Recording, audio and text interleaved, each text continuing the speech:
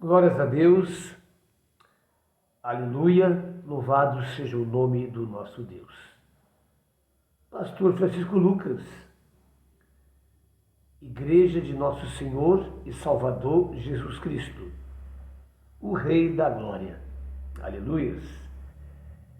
Mais uma vez então, amado, mensagem da Palavra de Deus, meditando na Palavra de Deus e com você, interagindo e juntamente com você, falando sobre esse livro maravilhoso que é a Palavra de Deus, que veio da parte de Deus para a nossa vida espiritual.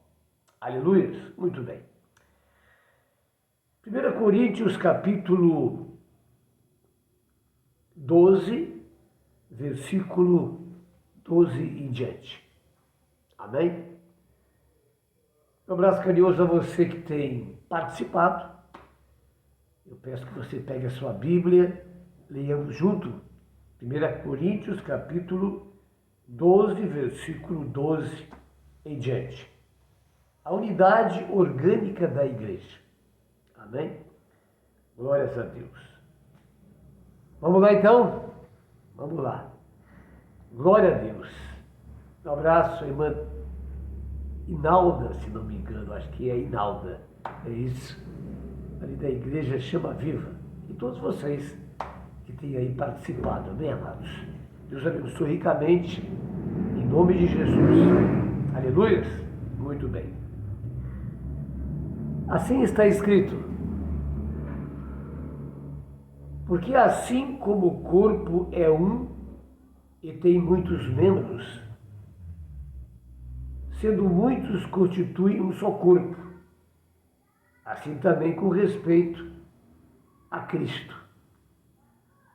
Pois em um só Espírito todos nós fomos batizados em um corpo.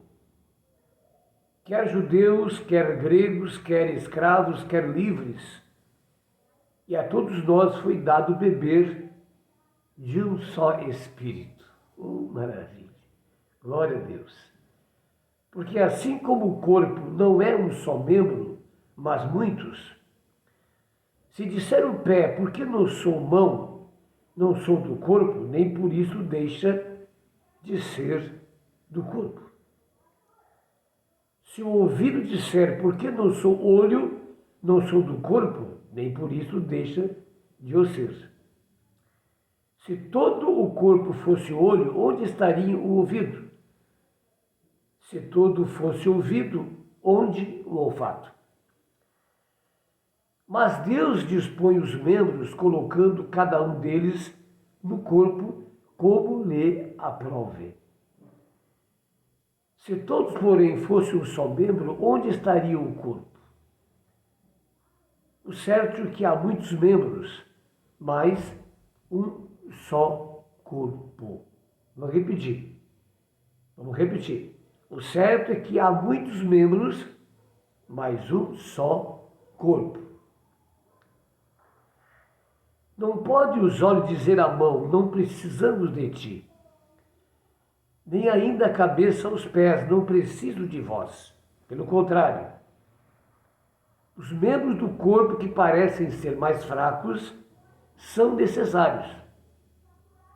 E os que parecem membros dignos do corpo, a esses damos muito maior honra. Também os que em nós não são decorosos, revestimos de especial honra. Mas os nossos membros nobres não têm necessidade disso. Contudo, Deus coordenou o corpo, concedendo muitos mais honra àquilo que menos tinha. Oh, glória a Deus! Para que não haja divisão no corpo, para que não haja divisão no corpo. Glória a Deus, eu quero pegar minha canetinha aqui. Glória a Deus. Aleluia.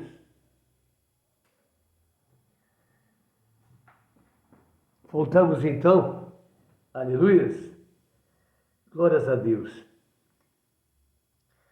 Aqui está essa palavra para que não haja divisão no corpo. Eu vou grifar aqui.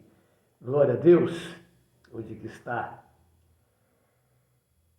Meu Deus, aqui. Aqui. Versículo 25. Para que não haja divisão no corpo. Pelo contrário, coopere os membros com igual cuidado em favor uns dos outros. Oh, aleluias! De maneira que, se um membro sofre, todos sofrem com ele. E se um deles é honrado, com ele todos se regozijam. Ora, vós sois corpo de Cristo, e individualmente membros desse corpo. A uns estabeleceu Deus da igreja, primeiramente, apóstolos. Amém, amados? Essa é a palavra de Deus. A uns estabeleceu na igreja, primeiramente, apóstolos. Tá certo? Não mudou nada. Aleluia. Em segundo lugar, profetas. Profetas. Em segundo lugar, profetas. Em terceiro lugar, mestres. Depois, operadores de milagre, dons de curar, socorros, governos, variedade de línguas. Porventura são todos apóstolos? Ou todos profetas? São todos mestres ou operadores de milagres? Têm todos os dons de curar? Falam todos em outras línguas? Interpretam-nas todos? Entretanto, procurai com zelo os melhores dons. Glória a Deus. Aleluia. Eu creio que não é difícil entender o que nós acabamos de ler. Amém, amados? Essa comparação onde Paulo tenta de toda maneira fazer você entender isso. E muito mais do que isso, a importância disso. Nós vemos aqui uma palavra muito importante. Em primeiro lugar, essa integração, essa comunhão, não é? Esse interagir. Nós não vimos aqui, através do apóstolo Paulo, nem tampouco de Jesus, uma igreja em pedaços, mas uma única igreja. E quando Paulo fala sobre isso, amado, eu sei que cada um de nós, como membro, temos o nosso lugar no corpo, mas o que me trouxe no coração foi algo diferente com relação à igreja em si. Esses membros, como cada ministério, cada igreja, aleluia, a sua importância e também com respeito à sua unidade. Bem, quando vemos a igreja lá em Atos dos Apóstolos, nós não vimos várias igrejas. E quando você ouve a direção tanto do Senhor Jesus como através de Paulo, sempre há uma mensagem para uma única igreja e não várias igrejas. As pessoas nos perguntam, quem não conhece a respeito, elas dizem, mas por que tem tantas igrejas? Na verdade, amados, eu creio que quando Jesus fala sobre divisão, ele fala algo muito importante. E aqui tem, por isso que eu coloquei aqui, para que não haja divisão do corpo, versículo 25. Veja a importância disso, dessa unidade. Só que essa unidade exige sabedoria, exige amor, exige também uma defesa, não é? Uma prioridade em manter a unidade. Aleluia. E vimos que Satanás esgravata nisso. Ele não quer isso. Porque Jesus nos ensina sobre isso, mas Satanás sabe disso. O problema da divisão. E se levarmos em conta, amados, o reino de Deus, não pode haver divisão. Jamais.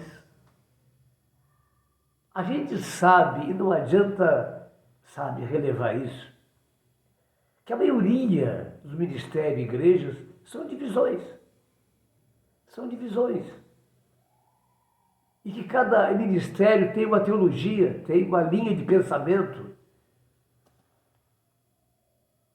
Um só Espírito, um só batismo.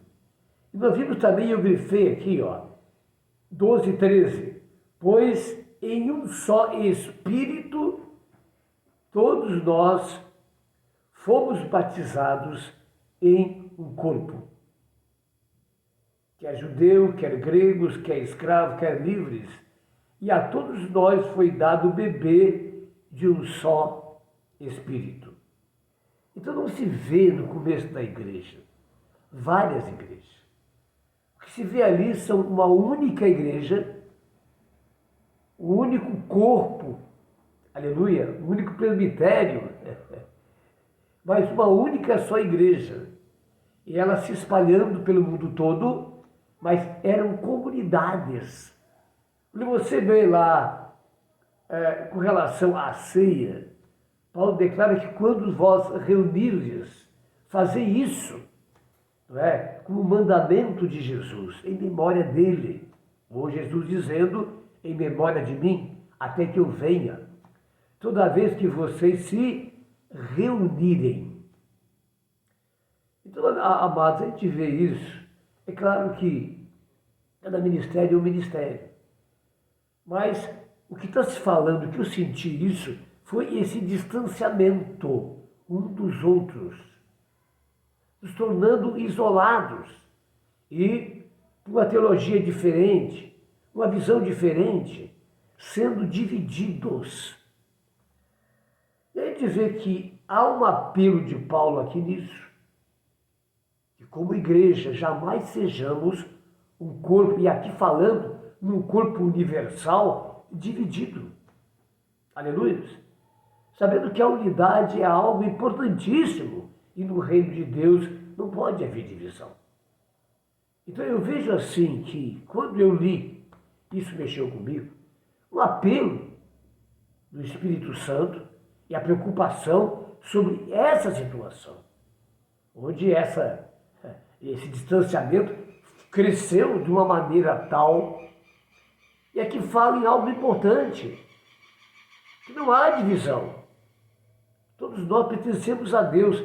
Então, como ministérios, há grandes, há poderosos, há médios, há ministérios pequenos.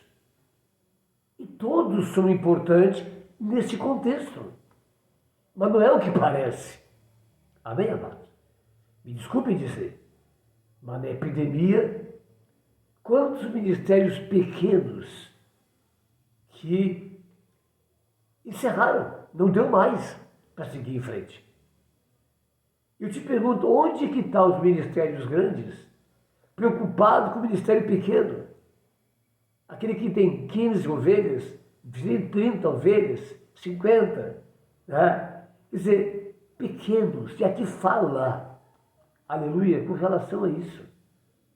Do grande está assessorando e ajudando o pequeno, e dizendo que no contexto do reino de Deus, no corpo de Cristo, que é a igreja do seu todo, todos são importantes.